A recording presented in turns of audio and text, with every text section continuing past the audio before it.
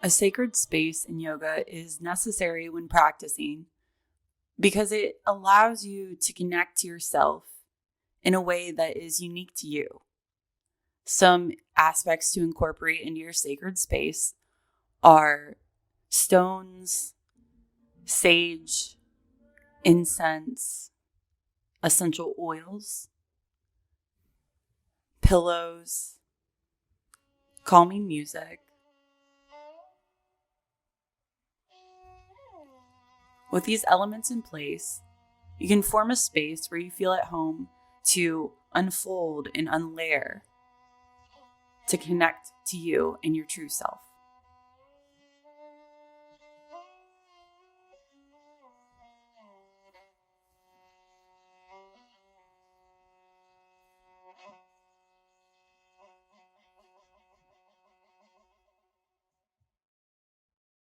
So the first thing that you're going to want in your yoga practice is a quiet space where you're not going to be distracted.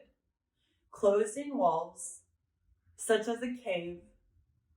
Ancient yogic tradition is yoga is to be practiced where there's no immediate danger. This means no animals are going to come get you. You don't have to worry about being thirsty or shriveling up in the sun.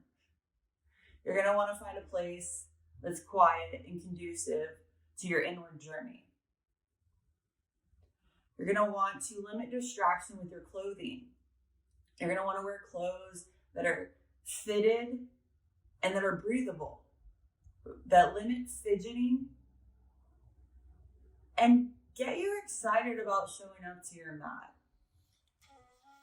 Listening to your body is vital when practicing at home. In order to prevent injury, you must move in a way that feels good to your body on that day. If you have sensitive knees, for example, bring a blanket underneath your knees for padding.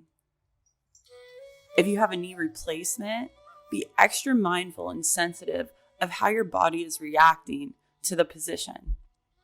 If it's shooting and painful, back off.